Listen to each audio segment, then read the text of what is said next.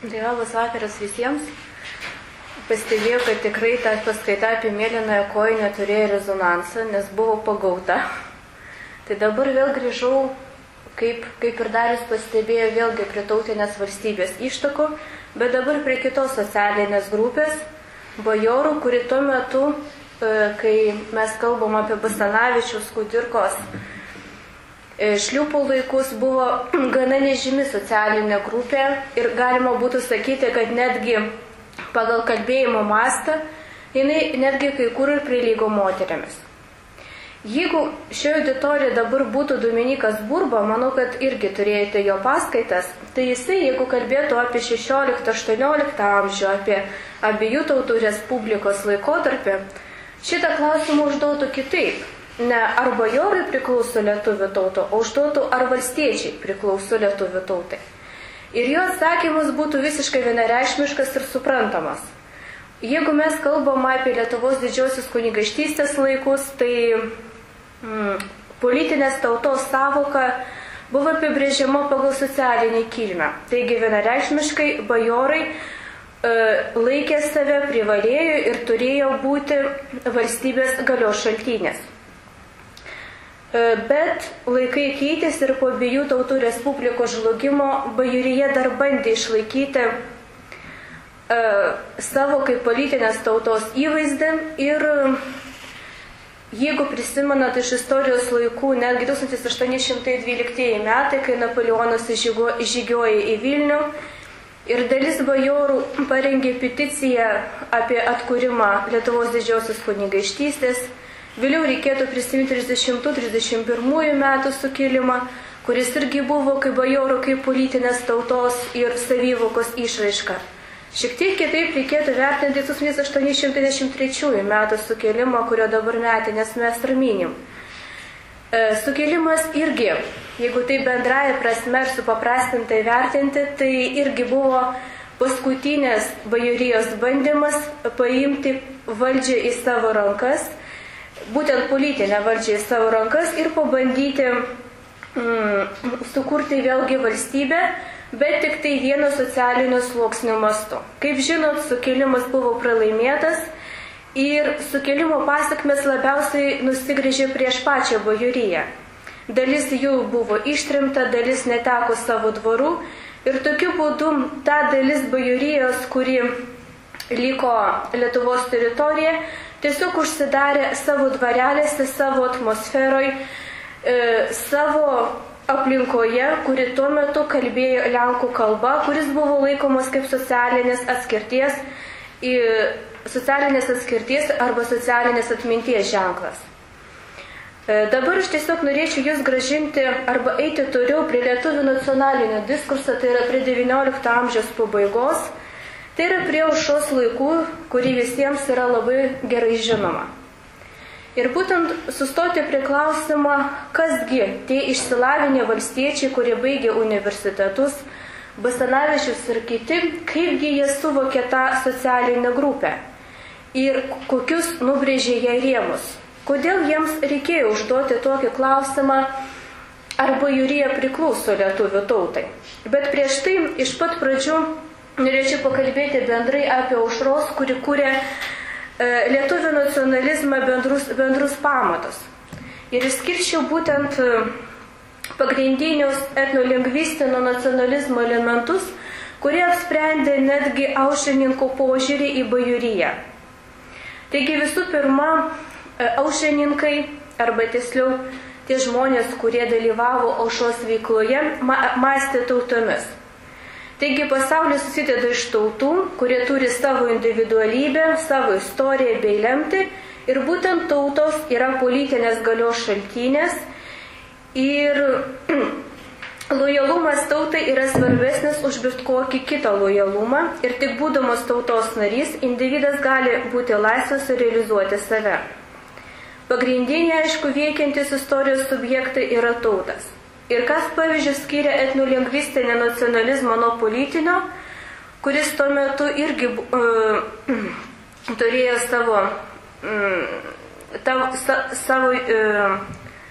savo veiklos erdvę vidurio ir rytų Europoje, tai būtent kalba. Tai yra tai, kas atskiria tautą vieną nuo kitos, yra kalba.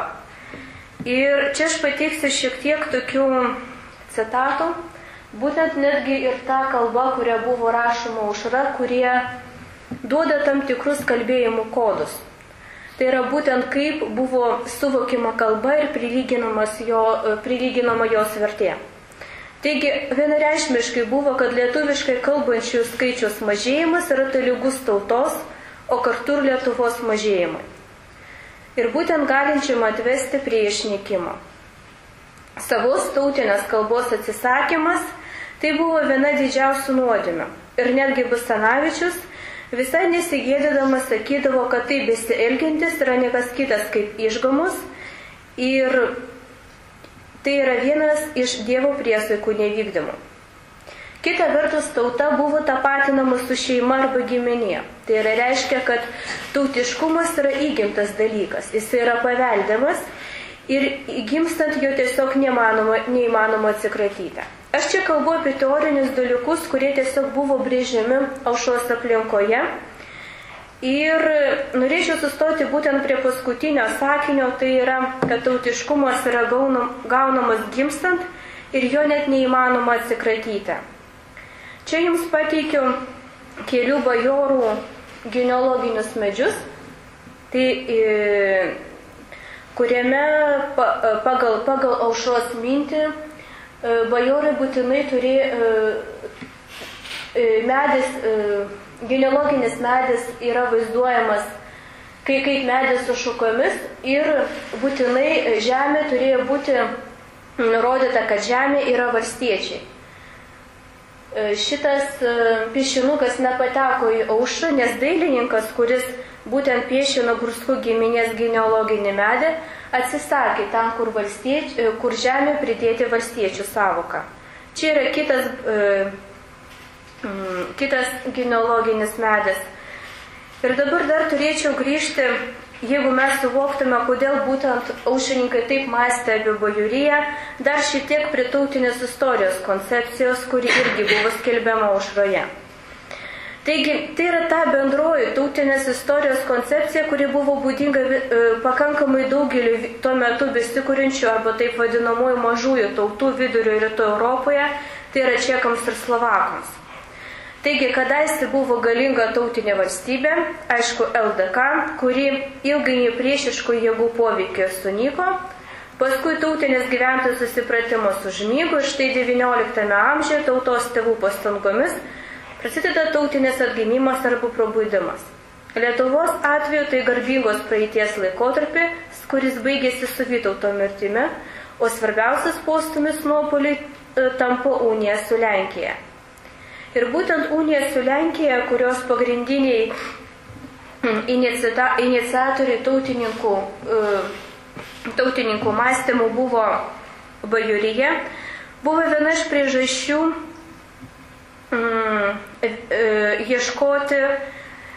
ieškoti bajorijai šiek tiek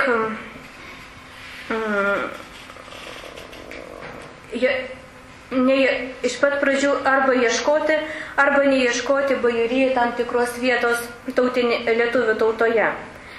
Viena iš tų šakų manė, kad tautos pagrindas yra visiškai akivaizdus, tai yra valstiečiai, kurie išsaugojo lietuvių kalbą ir bajorija visiškai yra nereikalinga, nes jinai nekalba lietuviškai, bet tuo pačiu metu buvo galvojama apie tai, kad lietuvių tautai yra reikalingi vedliai. Ir viena iš socialinių grupių, kuri gali imti šito vadovaujančio vaidmens, aišku, yra inteligentija, kuri kilo iš valstiečių. Bet tada kyla klausimas, kągi daryti su inteligentija, kuri kilo iš bajorų ir kuri nekalba lietuviškai. Ar būtent tuos, jeigu mes paskaičiuotume 2 procentus nuo to meto visuomenės dalies, reikia priimti lietuvių tautą. Labai dažnai aušros aplinkoje, kodėl aš pateikiau šitą vaizdelį, bajorija buvo vaizduojama būtent kaip atskilusi šaka nuo kamieno. Bet Kaip nebūtų keista ir kaip iš karto gali pirštis tokia išvada, kad tautininkai, kurie laikosi etnolingvistinio pagrindo, atsisako bajorijos, bet taip ir nebuvo. Paskutiniai mano tyrimai parodė, kad visgi netgi tuo metu aušrininkai turėjo tokią idėją, kad lietuvių tauta privalo būti pilnos etnosocialinės struktūros. O bajorai, kaip nebūtų keista, yra nenuginčiamoji lietuvių tautos kamieno dalis. Ir tada savaime man kilo klausimas, o kodėlgi lietuvių tautai, arba jeigu mes kalbam vien tik taip ir socialinė prizmė valstiečių tautai, reikia bajorų. Viena iš priežasčių, kuri buvo nurodoma, tai yra apeliacija Lietuvos valstybės atkūrimo pasinaudojant LDLK valstybinio tradicijų paveldu. Aišku, kaip ir kalbėjau, šiek tiek pradžioje buvo prisimenama apie tai, kad bajorija asocijuojasi būtent su valstybingumu. Todėl kaip ten bebūtų, būtų gerai, kad bajorija, kuri yra valstybinių tradicijų pavyzdys, galėtų įsitraukti lietuvių tautą. Kita vertus buvo prisimenamas ir manoma, kad galima sustiprinti ir ekonominį pajėgumą per bajoriją. Buvo neužmirštamas ir dvarų valdymas ir kaip ten bebūtų, netaip ir seniai buvo panaikinta baudžiava ir daugelį dienoraščių, aišku, valstiečiai tik pradeda rašyti, bet yra rašoma apie tai, kaip buvo gerai, kai mes gyvenome su bajorais, nes mums rūpintis nereikėjo. Dabar mes esam laisvi, bet nežinom, ką daryti. Taigi, galbūt išskirčiau, tai yra dvi pagrindinės priežastis, kurios vedė į tai arba kėlė klausimų, kodėl reikia gražinti. Bet dabar, aišku, pagrindinis klausimas, kaipgi reikėtų gražinti bajoriją. Visų pirma, propagandiniam lygmenį buvo aiškinama, kad ir bajorų ir valstiečiai priklauso tam pačiam tautos kamienui. Ir čia yra citata, kur kalbėjo pats vienas iš bajorų Mečislovas Davainis Silvestraitis, kuris gyveno Raseinių apskrity netoli Kalnajūnų ir kuris įsitraukė į lietuvių tautinį atgimimą ir būtent tuo metu pradėjo rašyti lietuviškai, kokia tai buvo jo kalba, galima pabandyti suprasti, bet manau, kad... Taigi, visų pirma priklauso tam pačiam tautos kamienui. Paskui kilo kita idėja, kad būtent bajorijos polonizacija, tai, kad jie kalba kita kalba, tai nebuvo vidinis dvasinis dalykas, kuris skatintų šią visuomenės grupę atskilti nuo lietuvių tautos kamieno. Ir būtent jeigu mes perskaitytume visą Aušrą, tai tiesiog reikėtų paimti keletą tokių citatų, kur kalbama buvo apie bajoriją, kad bajorija tiesiog priėmė lenkų kalbą, nes taip susiklostė politinės sąlygos. Staiga buvo atsimenama kabutėse, kad bajorai dar kažkur užkampiuose tebe kalba lietuviškai. Arba buvo teigiama, kad mūsų kalba yra pažįstama tiems, apie kuriuos mes čia kalbame, tai yra apie bajorus. Arba dar viena argumentacija, bajorai tiesiog gėdėsi lietuviškai šnekėti. Bet kaip ten bebūtų, visose šitose argumentacijose pagrindinis veiksnys yra būtent lietuvių kalba. Ir jau pačios tos citatos savaime aišku inspiruoja atsakymą į tą klausimą, kaipgi gražinti. Bajorai neturi kitos išeities, pagal aušrininką jie tiesiog privalo prisiminti lietuvių kalbą. Čia yra vienas iš akivaizdžiausių pavyzdžių iš to pačio Davainio Silvestraičio, kuris labai vienareikšmiškai sako, nekris nuo galvos karūną, jeigu tu lietuviškai kalbėsi. Taigi kažkokių kitokių alternatyvų, jeigu ne kalbos priėmimą, tautininkai nematė. Dabar kitas procesas, kuris prasidėjo, tai yra pirmiausia reikėjo bajorų įrodyti ir to ėmėsi aušrininkui, kodėl jisai gali kalbėti lietuviškai. Tai yra tiesiog reikėjo pakirsti tos įsitikinimus, kurie trukdė lietuvių kalbos įsigalėjimo tarp bajorų. Ir visų pirma, jų manymų buvo teigiama, kad lenkų kalba tai nėra būtent kultūros arba savasties dalykas, tai yra tiesiog tik vienas būdas toj jau šiek tiek prasidedančiais homogenizuoti visuomeniai, išlaikyti savo socialinę skirtinumą kitų grupių atžvilgių. Ir todėl lietuvių tautinės atgimimas buvo manoma, kad tai yra tiesiog valstiečių ir bajorų priešprieša.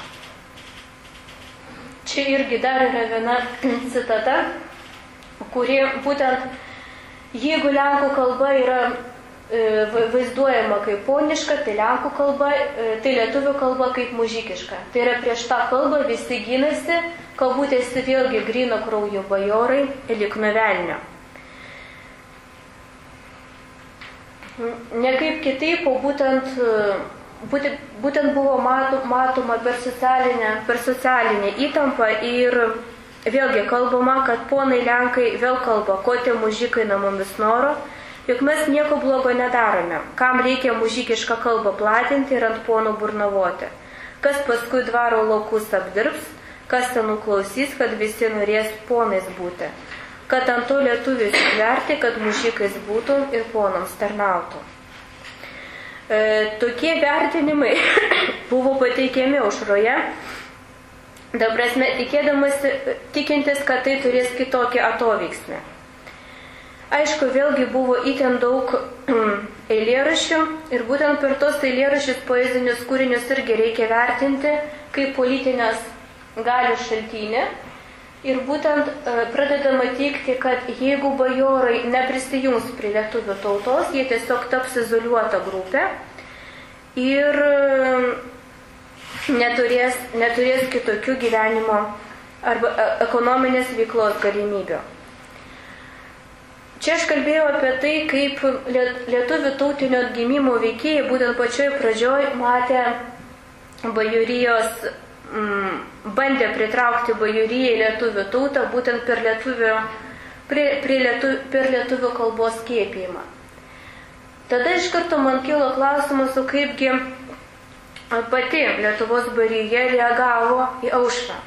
Akivaizdu, kad daugelis jų neskaitė aušros, nes visų pirma tai yra nelegalus leidinys, kita vertus jisai yra parašytas visiškai nesuprantama tą mužikiškąją kalbą. Bet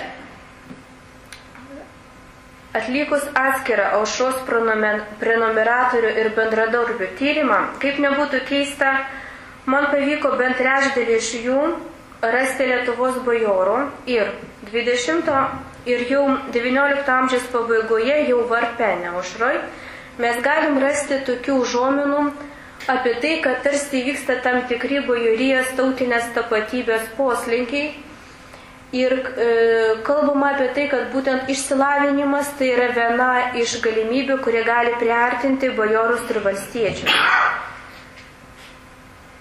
Arba tiesiog pradedama įtikinėti, kad lietuvių tautinės atgimimas yra per daug stiprus ir pametę lenkišką vėliavą jau daugelis bajorų grįžo prie lietuvių tautinio atgimimo. Aišku, visa tai, apie ką aš čia kalbėjau, tai yra būtent tik teorinis lygmuo. Kaip iš tikrųjų vyko bajorijos įsitraukimas į lietuvių tautinį judėjimą ir požiūris į jį, daugelį atrodo visiškai aišku, kad dauguma bajorijos visgi ir liko tą izoliuotą visuomenės grupę ir jeigu prisimenant nepriklausomybės aktą pasirašė tik tai vienas iš bajorų, kita vertus 20 amžiaus pradžioje dauguma Lietuvos bajorų, kurie jau turėjo atitinkamas politinės veiklos, ekonominės veiklos galimybės, tiesiog paliko savo dvarus arba išvažiavo į Lenkiją. Dar kiti emigravo ir manyčiau, kad galima būtų grįžti prie tos iliustracijos, kurią jums rodžiau su medžiu, kad būtent toji idėja, kuri buvo suformuluota Aušrininkų 19 pabaigoje ir kaip nebūtų keista, kuri išliko iki pat tautinės valstybės kūrimo pradžios, liko nepakeista ir bajorai taip ir liko atskilusią visuomenės lietuvių tautos dalimi. Tik dalis iš jų sugebėjo priimti tas sąlygas, tai yra išmokti lietuvių kalbą ir įsitraukti į lietuvių tautinį judėjimą. Ta prasme, taip ir liko dar viena izoliuota visuomenės grupė, kuri dėl atitinkamų sąlygų taip ir negalėjo įsitraukti. Tai va čia toksai būtų šiek tiek padriskas mano kalbėjimas, bet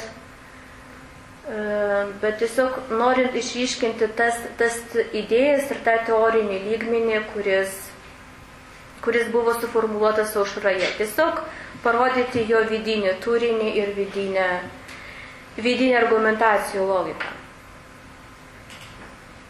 Dabar, jeigu yra klausimų, tai... Aš turiu klausimą. Sakėt, kad labai nedaug tų bajorų, kurie kalbėjo lenkiškai, buvo savęs vadino lenkais, turbūt įsijungė prie to tautinės valstybės lietuviškos. Kiek konkrečiai? Sakėt, vienas bajoras neva buvo pasirašęs aktą. Ir kas gyvus? Ir kiek apsisakyti? Tų bajorų buvo 5, 2, 3 ar 10, kurios galima pavadinti, kad jie įsitraukė. Jeigu mes kalbėtume apie didįjį Vilniaus Seimą 1905 metais, jeigu atsimenat, kuris yra lietuvių tautos, kai buvo formuluojama politinės tautos idėja, buvo suformuluota netgi atskira bajorų sekcija, kurioje dalyvavo apie 30 asmenų. Iš jų buvo Stanislavas Narutavičius, kuris atvažiavo kartu su savo alsėdžių valstiečiais, ir kuris buvo vienas iš tų, kuris pasirašė nepriklausomybės aktą. Vėliau 20 amžiaus pradžioje ta pati bajorija, kuri dalyvavo lietuvis Vilniaus Seime, bet kuri paprašė, kad tiesiog jai būtų verčiama į lenkų kalbą ir buvo nesutikta, bandė leisti tokį laikraštį lenkų kalba Litva, kuriame būtent bandė prisiartinti prie lietuvių tautinio judėjimą, kalbėdama lenkiškai. Tai yra tiesiog buvo samdyti vertėjai, kurie skaitė lietuviškus laikraščius ir vertė viską, kas yra susijęs su lietuviška kultūra. Bet tai, kad 20 pradžioj toj tautinėje ideologijoje ta mintis nebuvo pakeista, arba tiesiog nebuvo ieškomo dar papildomų alternatyvų, kaip bajorai galėtų įsitraukti. Ta prasme, galbūt su ta savo lenkiška kalba, bet galbūt per kultūrinę, per ekonominį veiklą buvo pastatomas atitinkamas tabų. Tai būtent ta dieva, galbūt, kuri buvo tokia, kaip sakoma, dvejojanti, bet kuriai, aš taip manau, tiesiog dėl tokių gana aiškių ir gana be kompromisinių sąlygų nebuvo galimybių pasireikšti kitaip, jinai tiesiog neįsitraukė. Jeigu kalbam apie tą Litvą, tai ten irgi būtų nedidelis žmonių skaičius, 30, 40, bet nedaugiau. Mūsų Lietuvos mastais tai yra mizeris. Tai tada vadinasi tie, kurie iš to Seimo, Seime dalyvavo tam didžiame, bet paskui pasitraukė, ne? Taip, paskui jie tiesiog bandė kurti, jie negalėjo atsisakyti lenkų kalbos, kuri jiems buvo kaip savasties dalykas ir kuris tuo pačiu metu nebuvo suprantamas lietuvių tautinio judėjimo ideologams kaip savasties dalykas. Atrodo, kad turėtų būti bendrąja loginė prasme, nes kalba, bet čia reikėtų jau artinti daugiau su politiniais dalykais, nes visgi tai yra lenkų kalba. Apie 905 metus, aišku, tada 18 metais kiek buvo, sakėt, vienas, tai ne? Taip. O dar šalia Narutavičiaus greta dar buvo bajorų, kurie veikė toje atmosferoje, toje lietuvių, toje tautiniam atgimimui. Reikėtų prisiminti tą patį Gabrielį Landsbergį Žemkalnį, kas tai buvo bajoras. bet juk jisai kalbėjo lietuviškai ir rašė lietuviškai. Taigi jis tiesiog perėjo pagal tą koncepciją. Yra, aišku, jo laiškų, kurios jisai rašė lenkiškai, netgi. Bet vat yra dar vienas, Liudas Gira, irgi yra bajorų kilmės, rašantis lietuviškai. Viskas galima suskaičiuoti. Mečislovas Davainis Silvestratis, apie kurį nieko nežinom, tik tai žinom, kad tautosaką rinko. Irgi bajoras, bet lietuviškai. Keturi, ne? Pasirašė aktą, kas Mykolas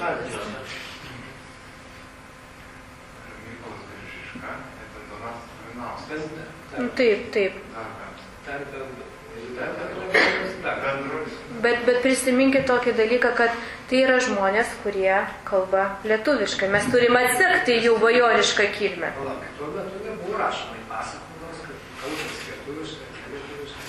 Nu, taip. Rašymas buvo pagal savo apsisprendimą. Jis nebuvo visiškai tikslas. O kaip, tarkim, su kitais sluoksniais?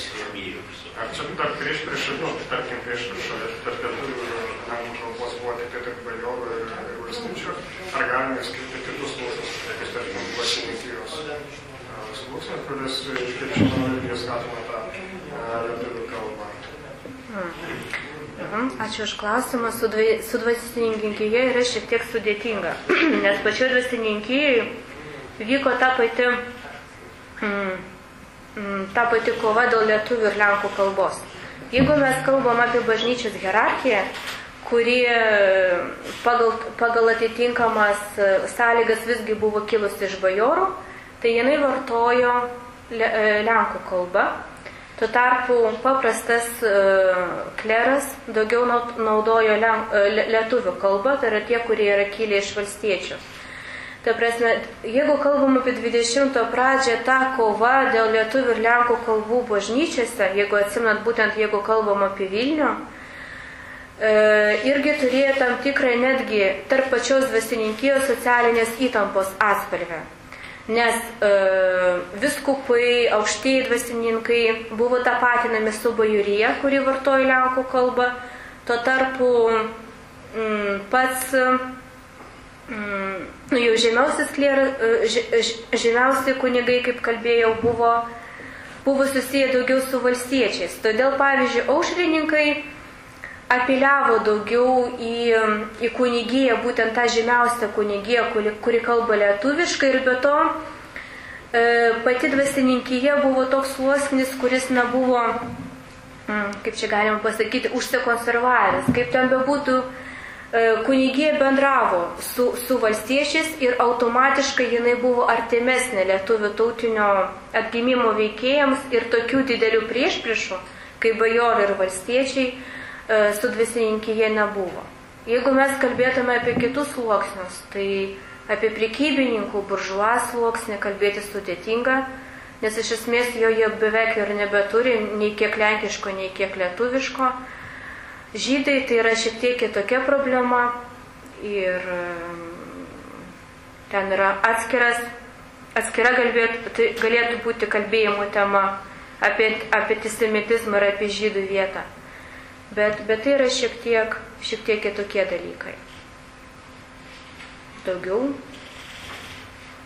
Dar noriu paklausti, skaitant dabartinę tą lietuvių istoriografiją, susidaro įvaizdis, kad visi tie LDK aukštuomenė, tai yra bajorai, grafai ir visi kiti yra laikomi šiandien lietuviais. Kodėl taip yra? Pavyzdžiui, Tiškevičiai ir visi kiti Tiškevičiai. Juk jie neįsitraukė į šitą procesą, jie pasitraukė iš Lietuvos. Tarkime, Lentvario savininkas buvo irgi Tiškevičius, bet jisai buvo Lenkas ir ten, lietuvių priešas, kaip laikomas, bet jisai kažkodėl laikomas dabar beveik lietuvių. Tiesiog su istorikais, su istoriografija yra kitaip, nes čia yra tiesiog nedaugiau apie tautinės tapatybės dalykus einama ir apie taip, kaip mes suvokiam lietuvių arba lenkai. Tiesiog einama daugiau į tą kultūrinį paveldą, kurį atneša tam tikras visuomenės sluoksnis. Tai pavyzdžiui, jeigu kalbėtų tiksliai apie Tiškevičių, tiesiog jis yra vertinamas lietuvių, bet lietuvių ne pagal tapatybę, o pagal tą savo veiklą, kurią jisai įneša bendrai į ekonominį ir socialinį krašto gyvenimą. Tai yra ta idėja, kuri dabar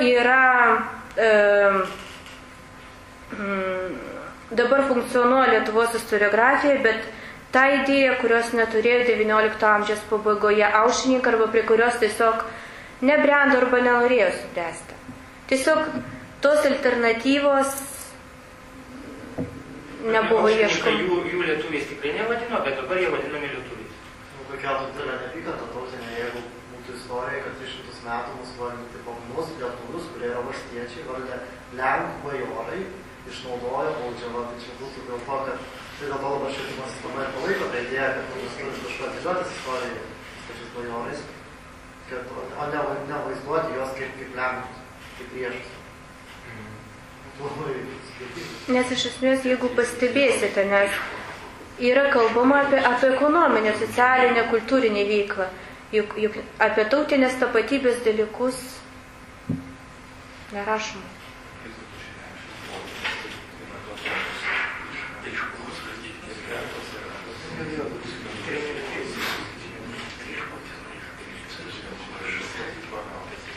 Dar turiu vieną klausimą, galbūt nelabai su šita paskaita. Kalbėjęs, kad buvo vertinama lietuvių kalba. Lietuvių kalba yra pagrindinis tautos ženklas. Ženklas. Jeigu tu kalbi arba lietuvių, reiškia tu lietuvis. Jo. Dabar mėgstama sakyti, kad Rusijos imperija lygtai surusino ir iki 1785 metų lygtai buvo ta lygtai kažkokia lietuvybė, jinai sklido lygtai. Kokia kalba buvo oficiali kalba iki Rusijos imperijos okupacijos Lietuvoje, toje teritorijoje, kuri buvo vadinama Lietuva? Oficiali kalba, kuria buvo rašomi dokumentai, buvo lenkų kalba. Iki tol, kol buvo metrika, ta prasme dar ankstyvesnius laikus, tai buvo taip vadinamoji rusinų kalba, tai nėra baltarusių kalba, bet tai yra sąmišis lenkų ir baltarusių kalbos. Tai ar Žemaitijoje, ta, kuri išlaikė visada lietuvišką šaknis, buvo kada nors rašoma lietuviškai?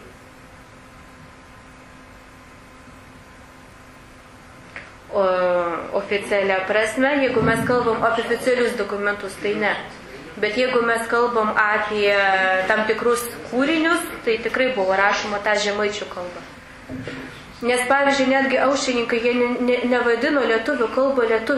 Jie iš pat pradžių vadino ją žemaičių kalba, o po to tik tai yra lietuvių kalba. Tiesiog paaiškindavo. Kūrinius, kurie buvo parašyti žemaičių kalba. Man tai sudėtinga dabar atsakyti, bet...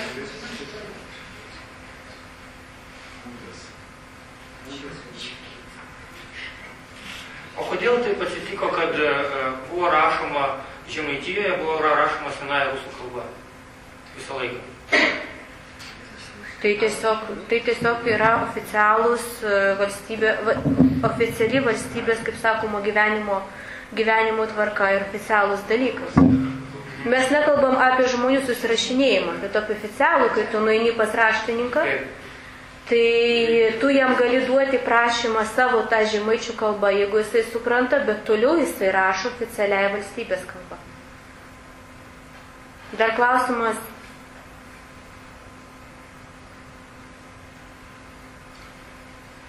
Bet tai stebuklai.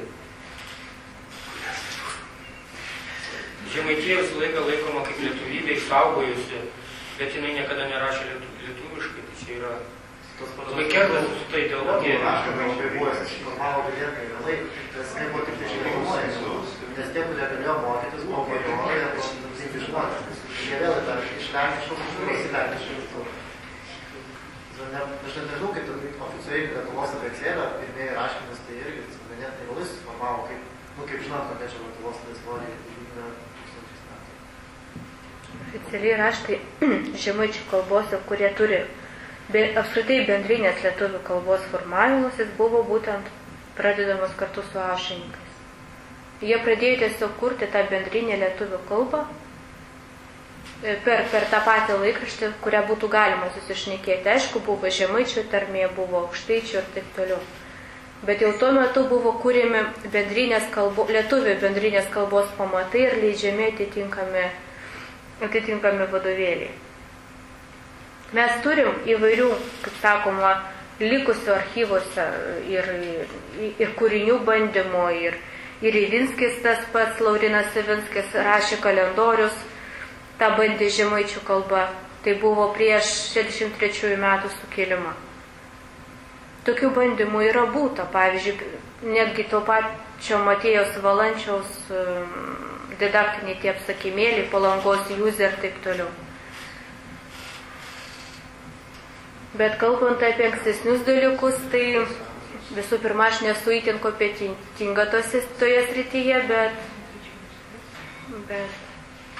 O dar klausimėlį turiu, kiek bajorų galbūt yra tokių, kurie pabėgo į Lenkų, tą Vilniaus kraštą, tą vidurio Lietuvą? Ar buvo tokių atvejų? Jūs kalbate apie 20 amžiaus pradžią? Taip. Na, po 20-ųjų metų. Iš Lietuvos tos vadinamosios į vidurio Lietuvą. Nu, aš tai nežinau tokiu atveju, kad būtent... Nes tai tikrai yra įdomus klausimas, bet bendrai loginė prasme tai nemanau, kad būtų būtent tas atvirkštinis procesas keliavimas. Ne iš vidurio Europos, vidurio Lietuvos į Vilniaus kraštą, o atvirkščiai. Tai taip, aš klausiu. Iš tos Lietuvos, iš Žemaitijos į vidurio Lietuvos yra į tą vadinamą lenkišką arba tikrąją Lietuvą, kur yra tikroji LDK palikuonė sekėja. Nu, čia tai reikėtų atskiro tyrimo, būtent kiek vyko tas migravimo dalykas. Nežinau, negaliu atsakyti, nes tikrai sudėtinga.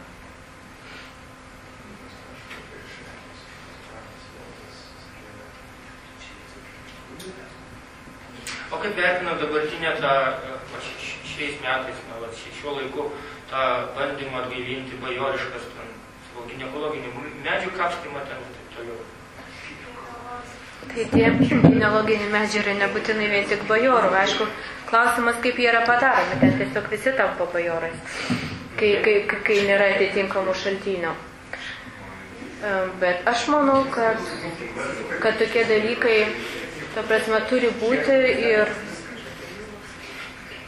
yra ir ta karališkoji bajorijos sąjunga, kiek aš žinau, ir kurie ten tiesiog netgi duoda bajorystės įrodymus. Jeigu, aišku, tai yra pasverta istorinė prasme ir, kaip minėjau, nėra taip, kaip užsisako tą genealoginį medį, kur mes istorikai vertinam ginekologinį ir visi tampa bajorais. Bet mano manimu, jeigu tai yra pagrįsta, manau, kad tikrai tokie dalykai galėtų būti. Bet yra kita ir ta realioji pusė, ne tik formalioji pusė, nusiperki tą ginekologinį medį. Yra, pavyzdžiui, tas Ranga 4 vadovas, savininkas nusipirko Lentvario dvarą. Ir praktiškai jis tapo, tų Tiškevičių palikuonimi. Ir, gerai, kad bankrutavo ten ir išsiskyrė su žmona, nes jis turėjo planų įsigyti tą bajorišką titulą, padaryti savo žmoną bajoraitę ten ir taip toliau, bajorienę. Ir gyventi ten kaip tikras bajoras 19 amžiaus. Karikatūra, ne bajoras. Nes bajorija tai yra iš kartos į kartą perduodamas manieras. Tai nebus reikia kažkotai metų, tai nebus. Tai dvaras čia nepriklauso.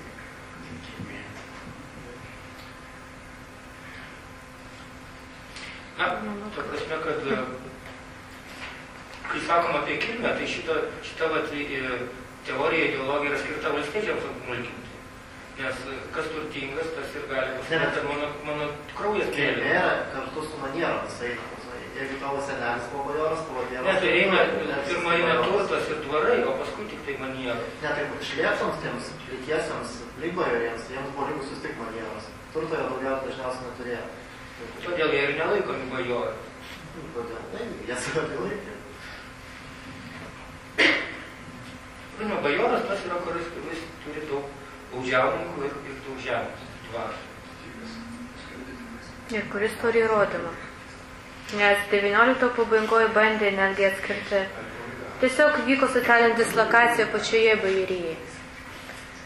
Buvo paprašyta, bent jau Rusijos valdžios valdininkai taip yra sugalvojo, kad šiek tiek apkarpyti šitą sluoksnį. Buvo paprašyta, kad jie tiesiog pristatytų savo bajorystės įrodymus. Pasirodė, kad pusė jų neturi visiškai. Ir jie buvo pervesti tą minėtą, tarsi buvusią šlėktą, kuri paskui turėjo transformuotis į valstiečių sluoksnį. Kelinti čia metai buvo? Tai buvo iki sukėlimo, tai buvo 1854-5 metai. Ir jau iki sukėlimo ir iki baudžiavos panaikinimo jau tas bajorų luomas pats išėjo apkarpytas. Tik tai aišku, ta šlėkta, kuri turėjo tą pojūtį, kad visgi jinai yra bajorija, socialiniais laiptais nenusiryto taip jau žemynų, tiesiog bandė ieškoti pakėlimo per išsilavinimą. Pavyzdžiui, pirmieji gydytojai, artistai, menininkai, jie visi yra bajorų kilmės, ta prasme neturtingi, bet tai yra būtent socialinė ir ekonominė veikla, jiems yra būdas išlaikyti tą tarsi savo bajorų prestižą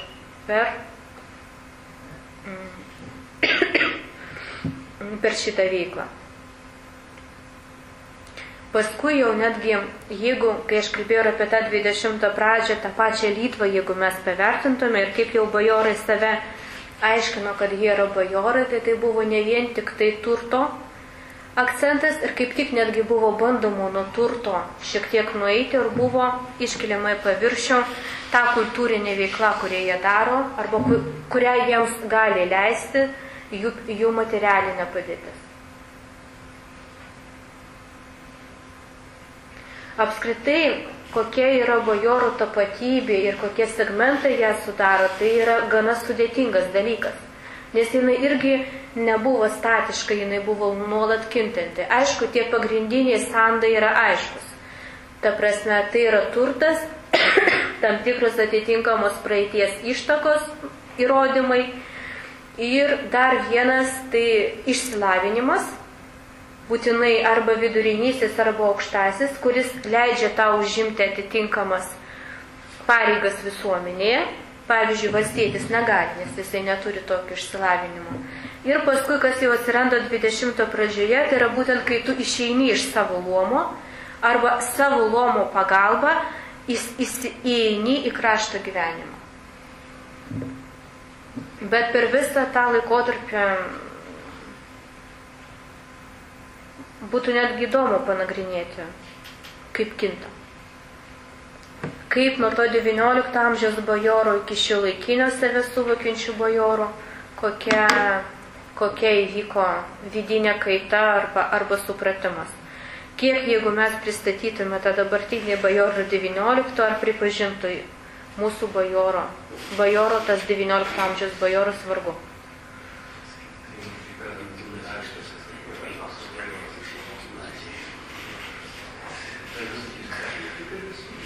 Dar turiu klausimą, minėjote apie tuos du sukilimus 19 amžiaus ir sakėte, kad pirmajame iš jų galima vadinti bajorų sukilimu, ne? Taip. Kodėl ir kaip ten vyko, už ką ten bajorai kovėsi? Jeigu mes kalbėtume apie 30 metų sukilimo, tai jame buvo aiškiai vardintos politiniai reikalavimai, tai yra Lietuvos didžiosios kunigaikštystės, galbūt ne tiek Lietuvos didžiosios, o bendrai abiejų tautų respublikos atkūrimas. Ir būtent, aišku, kaip bajorija yra politinės tautos pagrindas, tai ir būtent jinai užima vadovaujantį vaidmenį ir būtent tai bandymai tos laikinosios vyriausybės sudarimai buvo vien tik tai bajorų pagrindo. Valstiečiai ėjo į sukėlimo ne savo valia, o tiesiog kaip bajorų pavaldiniai. Tuo tarpu, jeigu mes kalbėtume 23 metų sukėlimo, tai jau ypač Žemaitijoje, o netgi Šiaulių apskrity, Telšių apskrity buvo itin daug valstiečių atskirų būrių, kurie buvo vadovaujami ir pačių valstiečių, ir sudaromi vien tik tai iš valstiečių. Taigi tuo pačiu metu buvo ir bajorų pulkai, ir valstiečių pulkai. Ir netgi 63 metų sukilime dabar, kas yra bandoma atskleisti, kad vyko kartais kova ne vien tik tai prieš Rusijos valdžią, bet netgi to ir pačioj prieš tarp bajorų ir valstiečių. Tik tai, ta prasme, jau buvo tos vidinės riaušės, kurios pasireiškia ir sukilimo metu. Tai kaip kažkokie revanšistiniai santykiai aiškinimas? Tai buvo tiesiog tokie smulkus bandymai. Nes Tai yra sovietinė istoriografija turėjo šiek tiek tiesos, kalbėdami apie valstiečių sukilimą kaip išnaudotojus. Taip. Kaip nebūtų keista, bet tai tiesa. Aišku, reikia viską pereiti ir kritiškiau šiek tiek vertinti, bet racijos tame yra. Tai kaip ir minėjau, 30 bajoriškas yra dėl to, kad vadovauja bajorija ir valstiečiai, ta prasme, dar neturi sąmoningumo, už ką yra kovojama. Tiesiog kartais netgi buvo, kas jau paskui tapo raštingas, rašo, bajoras įsakė, mes ėjom. Kalbant apie 23 metų sukilimą, jo tokio nėra. Jeigu jau pradeda kurti savi pulkai, tai yra tam tikri, šiek tiek įvykę tam tikri sąmonės dalykai.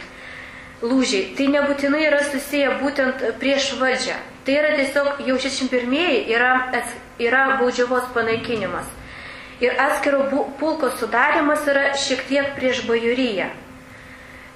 Kad mes patys galim sudaryti savo atskirą junginį ir mes esam patys. Jau paskui apie politinės idėjas, netgi tas pats kunigas Mackevičius, kurį visi žinot, ten jisai iš esmės pats jokios politinės programos neturėjo. Kunigas kilęs iš valstiečių, bet pavyzdžiui socialinių dalykų pas jį yra labai daug. Kalbant netgi ir su bajorais, ir su valstiečiais apie žemės atgavimą, apie neteisingas sąlygas, po baudžiavos. Netgi kai kur galima sakyti, aišku, čia yra tokia šiek tiek galbūt erezija, bet kartais mes istoriografijoje taip sakom, kad nebūtų 103 metų sukilimų, tai galbūt kai kur valstiečiai šiek tiek dar ir miegotų ir nebūtų aušros.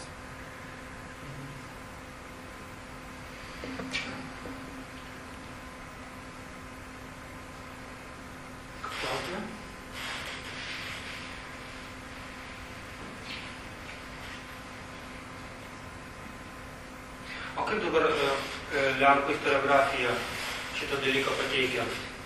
Tie, kurie bajoro palikuonis, kurie rašo istoriją, kitaip negu lietuviai, ar ne?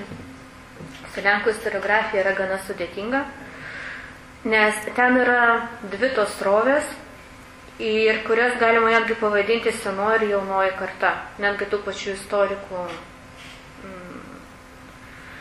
istorikų tyrimuose. Jeigu mes kalbam apie jaunąją kartą, tai yra tie, kurie po sukilimo, po valstybės atgavimo šiek tiek pradėjo tyrinėti Lenkų ir lietuvių ir būtent bajorijos santykius, tai jie nekalba jau taip vienareikšmiškai, kad bajorija yra vien tik tai lenkiškas paveldas, ant kurio turi būti kuriami ir tam tikri politiniai junginiai. O tiesiog pradedama vertinti šiek tiek kritiškiau ir netgi pastaruoju metu yra einama į tam tikrą susikalbėjimą. Arba pripažįstama, kad dalis bajorų visgi ėjo į lietuvių tautinio atgimimo. Kaip mes apie tai ir kalbėjome.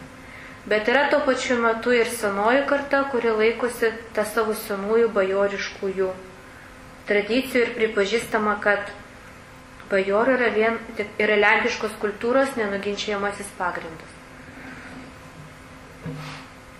O tada Baltarusiai istorikai šiuo atžvilgiu kaip elgėsi? Baltarusiams bajorai irgi asocijuojasi su Lenkais, nes kaip nebūtų keista, tas valstietiškas pagrindas, Baltarus irgi suvokė save kaip valstiečių tautą ir kaip, kuriems reikėjo kovoti ne vien tik tai Rusiją kaip tautinio atgimimo priešaušrį, bet ir prieš Lenkus. O Lenkai automatiškai asocijuojasi su bajorija. Taigi bajoras iš esmės yra tapatinamas su lenku. Aišku, yra tam tikrų išimčių, kai bandoma bajorą pristatyti kaip Baltarusę, bet Baltarusė jau ne ta tautinė prasme, o kultūrinė, ekonominė, kad jis yra tokių pavyzdžių, bet iš esmės istoriografija tai irgi yra vaizduojamas kaip svetimas Baltarusių tautai ir kultūrai elementas. O kaip jūs žiūrėte tada į tokį irgi galbūt nedidelę srovę, bet kad bajorai tai buvo tikrieji lietuviai, tai yra litvynai, ir jie buvo, ne dabar tik lietuviai nusavino tą lietuvių pavadinimą ir valstiečius pavadino klaidingai lietuviai. Tuo tarpu tikrieji lietuviai yra tie bajorai. Ir na tai ten, ar Baltarusis buvo, ar Lenkas, nesvarbu, jie tada vadinasi save visi lietuviais, litvynais. Ką manote apie tai? Nu, bet tai man sudėtinga šnekėti, nes neįtin tuos dalykus žinau, bet kiek aš esu girdėjusi, kad litvinai ta sąvoka yra permetama ne vien tik tai ant bajorų, bet ir ant valstiečių. Taigi su ta teorija dar reikėtų labiau ją panagrinėti, aišku, tą paro istoriją, paro teoriją. Bet... Jie atima iš tą lietuvių pasisavinimą, jie savinas irgi lietuvių vardą, Lietuvos vardą, sako, kad ta teritorija didžiulė, kuri buvo Baltarusija dabartinė ir kuri buvo pavadinta Lietuva, buvo nekaspyta. Žemaitija lieka nuošalė ir žemaičiai dabar lygiai pasisavino Lietuvos vardą. O iš tikro Lietuva tai visai kitur ir lietuviai kalbėjo, rašė senąją rusų kalbą ir kalbėjo ne lietuviškai. Bet tai yra Lietuva. Ir Vilnius yra Baltarusijos sostinė. Pagal tą pačią teoriją. Taip, Vilnius. Taip. Bent jau taip 20 pradžioje, kai prasidėjo dalinimas, Baltarusija irgi pretendavo į Vilnių. Ne vien tik tai lenkai. Į Vilnių pretendavo ir Baltarusija kaip į savo sostinę.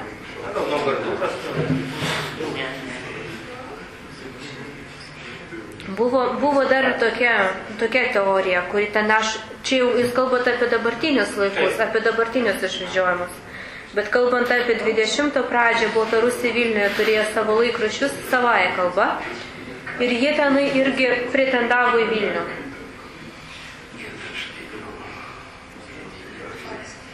Tai buvo Baltarusių, lietuvių ir lenkų sostinė. Jau kaip pasidalijau, tai jau kitas. Bet Baltarusija irgi turėjo labai aiškiai pretendavimą į tai.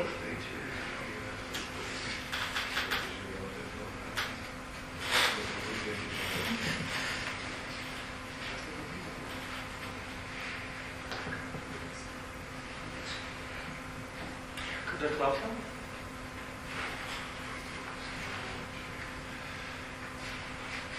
Man atrodo, kad jūs jau atsakėte šitą klausimą, bet aš dar perklausiu.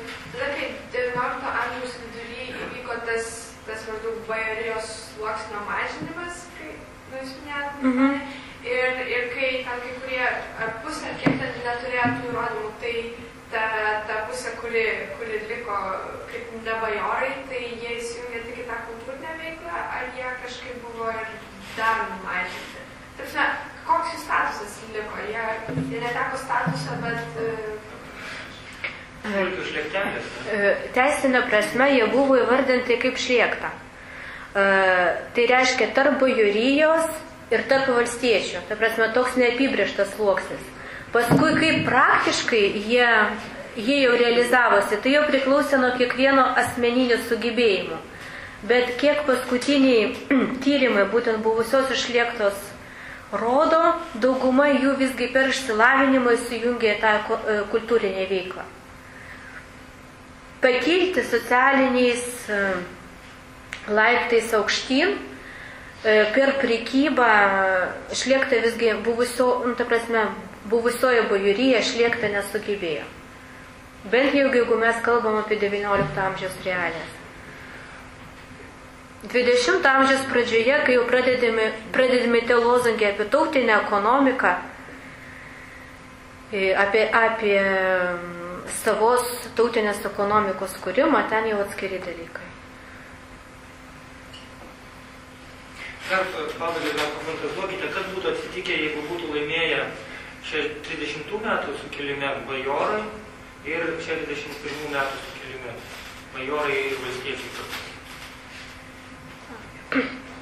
Jeigu būtų, kas būtų, jeigu būtų, manau, kad būtų atkurta ne Lietuvos didžioji kunigaikštystė, būtų atkurta abiejų tautų respublika ir mes turėtume bendrą valstybę su Lenkija. Tai čia 30 metų, jeigu būtų laimėję. Taip, ir jeigu 30 ir jeigu 63 metų. Kodėl? Nes politinė programa kaip atskiro Lietuvos didžiosios kunigaikštystės junginio nebuvo matoma, bet jau tuo metu. Politinėse programose to nebuvo. Dar buvo ta politinė tradicija, kad mes turim bendrą valstybę su Lenkais, abiejų tautų respubliką ir atskirai Lietuvos didžiojo kunigaikštystė kaip vienetas tikrai nebūtų atkurta. Tai reiškia, caro imperija padėjo įsikurti Lietuvos tautinį valstybę. Nu, manau, kad tam tikrai prasme taip. Nes jeigu mes prisimintume tą valdžios tautinę politiką po 63 metų sukilimo, tai ką pagrindinių priešų matė? Ne lietuvius, o lenkus. Ir pagrindinės represijos buvo prieš bajoriją, o ne prieš valstiečius. Aišku, valstiečiai pateko, kaip sakoma, į tą patį malūną vien tik tai dėl to, kad kodėl buvo užrasta lietuvių kalba raštas. Ir ne lietuvių kalba, o būtent lotyniškomis. Tam, kad apsaugoti valstiečius nuo bajorijos ir nuo lenkiškosios ir nuo lenkų įtakos. Tai buvo pagrindinis tikslas ir pagrindinė mintis. Ne prieš valstiečius ir prieš lietuvių kalbą. Paskui buvo leidžiami tą kirilicą, lietuvių kalba įvairūs vadovėliai. Aišku, jie jau buvo nepopuliarūs, tai jau kitas klausimas. Kodėl buvo nepopuliarūs, nes valdininkai užmiršo, kad iki 63 metų sukilimo jau prasidėjo tie pirmieji daigai tos lietuviškos literatūros. Tai Vinsko kalendoriai, kurie buvo orientuoti būtent į valstiečių masę. Aišku, reikėtų dar kalbėti apie 20 pradžią, kai Rusijos valdžios politika jau pradėjo vadovautis principų skaldyk ir valdyk, ypač po 5 metų revoliucijos. Jeigu mes kalbam apie valstybės dūmą, pavyzdžiui, kadetų partija visiškai palaikė lietuvių tautinį atgimimą tam, kad neduoti lenkams įsigalėti Lietuvoje arba Vilniaus krašte. Jau tokių idėjų būta ir labai realių ir netgi pavyzdžiui Smetona, kuris tuo metu leido vilti, jis bendradarbiavo su laikraščiu Novoje Vremia, su rusiškų kadetų partijos organų ir buvo aiškiai rašyta, kad pagrindinės mūsų tikslas tai kovoti prieš Lenkus, o Lenkai tai yra bajorija. Bet iš kitos pusės man visą laiką yra toks keistas klausimas, ne klausimas, bet jeigu mes skaičiuotume tą bajoriją, juk iš esmės užima tik tai 2-3% nuo visos visuomenės dalies. Bet tai yra tik tai demokratinis rodiklis. Taip, bet finansinė galia ir apskritai galia, tai jie sudarė visada daugiau negu pusė seniau. Taip. Viskas mažėjo, bet siek sudarė žymę dalį tos visos sprendimų priėmimo galios viso visuomenės. Ir todėl būtent ir kilo tautinio atgimimo veikėjams tam klausimus, kągi daryti su ta bajorija. Kažkaip izoliuoti ir atsisakyti jos visiškai buvo neįmanoma, bet būdas buvo sugalvotas tik vienas, net alternatyvus. Kodėl jis tai buvo sugalvotas, irgi buvo visiškai aišku, nes etnolingvistinės tautos pagrindas. Buvo pasirinktas būtent etnolingvistinis, kai kalba yra pagrindinis tautos požymis. Tautinės sąmoningumas formuojasi būtent per kalbą. Ir kalba yra tautinės sąmoningumo formavimosi būdas. Labai tamprus ryšys. O tada dar nebuvo rasistinės kraujo teorijos? Ne. Ne. Tikrai ne. Apie mėlynąją kraują ir taip toliau dar nebuvo.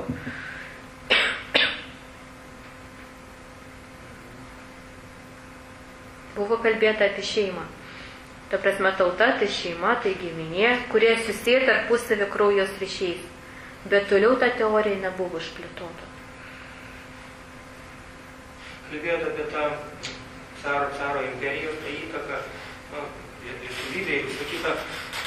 Lenkų istorikai irgi sako, kad lietuviai visada ėjo kartu su caro imperija, paskui su bolševikais, visą laiką bendradarbiavo, visą laiką kovoja prieš mus. Kiek čia yra tiesos tame pasakymui? Nu, tiesos yra. 20 metų taikos sutartis, kai praleidžia kariuomenę ten ir taip toliau. Paskutinė, bent jau mūsų istoriko Česlovo Laurinavičiaus tyrimai, kurie yra skirti būtent 20 metų sutarčiai, tą labai akivaizdžiai rodo. Savo vadino netgi, kaip mes Molotovo-Ribentropo paktą, tai jie vadina irgi ten slaptų paktų, kur kažkokį irgi prilygina Ribentropo paktui. Dabar, taip, dabar tiesiog yra atskleisti tie paskutiniai slaptieji, kaip sakoma, protokolai, dabar jie rengiami netgi Lietuvos istorijos institute. Ir ta, kaip sakoma, Lenkų mintis, jinai, mes ją tiesiog patvirtinam šaltiniais. Tai yra istorijos dalis, jinai yra tokia ir aš manau, kad tai yra gerai, kad mes taip aiškiai tiksliai ir pasakom. O jie bus publikuojami kažkaip pristatomi? Taip, jie bus publikuojami ir pristatomi viskas. O kada? Aš manau, kad jei viskas gerai, tai kitų metų pradžia per knygų mugę. Bet pirmą pasirašyti taikos sutartį su Lenkija. Ir publikuojant. Taip, nes tai bus labai didelis rezonansas. Vyslos stebuklą ir lietuviai prisidėjo prie Lietuva, ir valstybė. Garsiau negirdžiame. Prie vyslos stebuklą knygai kaip bus tas paminėtas. Atradimas, situacija, reiškia. Politinė padėtė Lietuva. Iš tos pusės padėjo.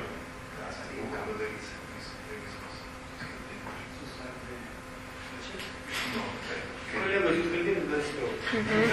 Mes irgi norim girdėti. Čia kolegas sako, kad čia kažkaip lietuviai. Laurinavičius pasakė, kad toj knygoj bus. Nežinomas faktas, bet tas visas susities bolševikas, su pirmotininkais kovos. Čia tai tuo pačiu laikotarpiu vyko, tas šiek tiek prisidėjo prie Vyslos stebuklų. Ne vien tik tai, iš Lenkijos pusės tas vyko. Ar iš esančių turite kas nors bajoriškų draugų? Dėja, aš tas turi, aš tai pasižiūrėjau tą žodyną, žodžiu, selo, sėlėnę ir kažkokią. O tarp Lietuvos istorikų yra bajorų, ar ne? Yra. Yra? Kasgi? Rimša. Edmundas Rimša, kuris tyrinėja herbus ir Lietuvos heraldiką. Aha, jo turbūt tyrimus smarkiai skiriasi nuo valstiečių palikuonių tyrimų, ne? Jisai tyrinėja Lietuvos heraldiką, kas yra akivaizdu. Yra? Sirutavičius yra irgi, kuris tyrinėja 20 pradžią. Žodžiu, tie, kurie tyrinėja bajoriją, turi bajoriško kraujo viena arba kita prasme. Ir tai yra tiesa. Arba tyrinėja heraldiką. Kaip ten bebūtų keista, bet ta socialinė atmintis kartais pereina į tyrimus.